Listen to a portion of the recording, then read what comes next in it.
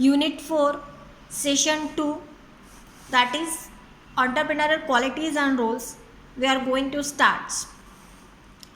इसमें हमें देखना है कि क्या क्वालिटीज़ होनी चाहिए और क्या मिथ्स है जो कि एंटरप्रेन्योर्स को लेके हमारे मन में होते हैं, और एंटरप्रेन्योरशिप होती क्या है ये हमने लास्ट सेशन में भी देखा था. अब देखेंगे हम रिचर्ड ब्रैंसन के अकॉर्डिंग कि एंटरप्रेन्योरशिप होती क्या है. Being an entrepreneur means to have an insatiable thirst for learning, evolving and creating. There is simple no one and goals. मतलब एक अजीब सी प्यास होती है नया कुछ सीखने की, नया कुछ बनाने की, नया कुछ करने की, तो जिसमें एंडलेस गोल होते हैं. आपके जो डिज़ायर है वो एंडलेस होती है. आप हर वक्त नया कुछ सोचते हैं, नया कुछ करने की चाह रखते हैं. So as per Branson, ever learning and evolving is the key requirement of entrepreneurship. तो नया लर्निंग करने की, नया कुछ सीखने की चाह आपके मन में होती है, और यही आपकी की होती है एक सक्सेसफुल एंटरप्रेन्योर की.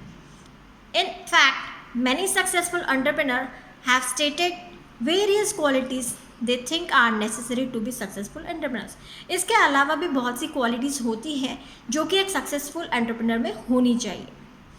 एज रिचा कार्ड के अकॉर्डिंग एक सक्सेसफुल एंटरप्रेन्योर क्या होता है या एंटरप्रेन्योर क्या होता है? A very strong desire to succeed. एक बहुत ही दृढ़ इच्छा, बहुत ही प्रगाढ़ इच्छा जो होती है, और उसकी जो एम्बिशंस होते हैं कुछ नया बनाने की, कुछ make something a new, create something makes a change, कुछ चेंजिंग हो. तो ये जो इच्छा है, ये जो डिज़ायर है, ये आपको एक सक्सेसफुल एंटरप्रेन्योर बनाती है. So there are some qualities that should be make a successful entrepreneur.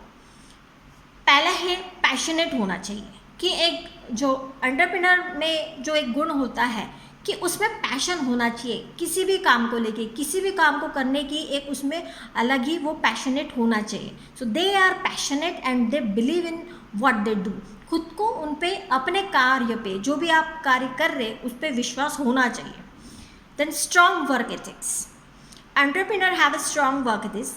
They are always focused and working towards business growth. तो उनका फोकस जो है हमेशा बिजनेस ग्रोथ को लेके होता है, बिजनेस को आगे बढ़ाने पे फोकस उनका होना चाहिए.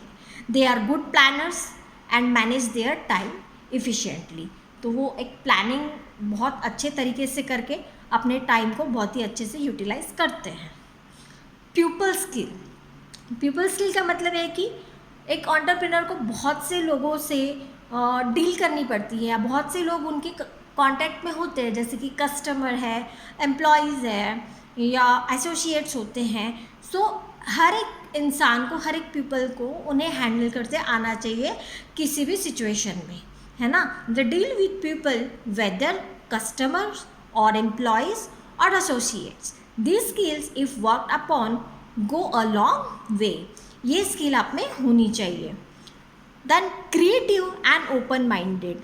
तो कुछ भी नया करने के लिए आप क्रिएटिव होने चाहिए, है ना. वो क्रिएटिव माइंड होना चाहिए, आप ओपन माइंड होने चाहिए कुछ नया करने के लिए. They like being creative and are open to new ideas.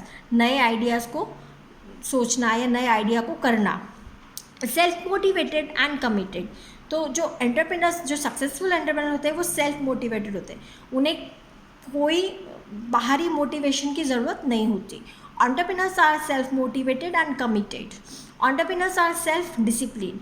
तो सेल्फ डिसिप्लिन भी होते हैं तभी वो सेल्फ मोटिवेट भी होते हैं. ऑनेस्ट एंड ट्रस्ट वर्दी.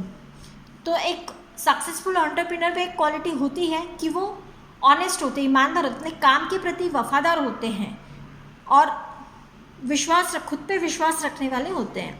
दे subsumes integrity, honesty and ethics, trustworthiness, being true to words are the qualities they exhibit.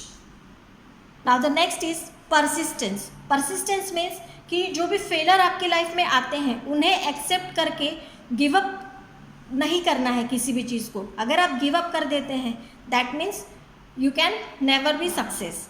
तो गिव अप नहीं करना है कभी भी। हमेशा लाइफ में सक्सेस एंड फेलियर दोनों चीज़ें आती है, दोनों चीज़ों को फेस करते आना चाहिए। तो they always plan for the disappointments and failures, they carry never give up attitude. तो नेवर गिव अप वाला एटीट्यूड ज़रूर होना चाहिए। प्लान टू सक्सीड, जो सक्सेस के लिए क्या प्लान होने चाहिए उसको प्रॉपरली प्लान करना। Long term goals, short term goals, medium goals या फिर डिफरेंट काइंड ऑफ गोल, जैसे कि 3 तरीके के गोल होंगे, short term, medium and long term. और गोल को सेट करने पे उनको प्लान भी करना है। तो plan to succeed. Decisive and action oriented, decisive and action oriented का मीनिंग है कि एट एनी सिचुएशन, किसी भी सिचुएशन में आपको डिसीजन मेकिंग एबिलिटी आपकी होनी चाहिए। आप किसी भी तरीके से किसी भी सिचुएशन में आप राइट काइंड ऑफ डिसीजन आप ले सकते हैं या लेते आना चाहिए। तो making quick decisions, taking actions and making corrections. Risk taking, business बोले तो रिस्क आती ही आती है। Risk taking, they learn how to de risk the risk and how to think about it long term and use it to their advantages.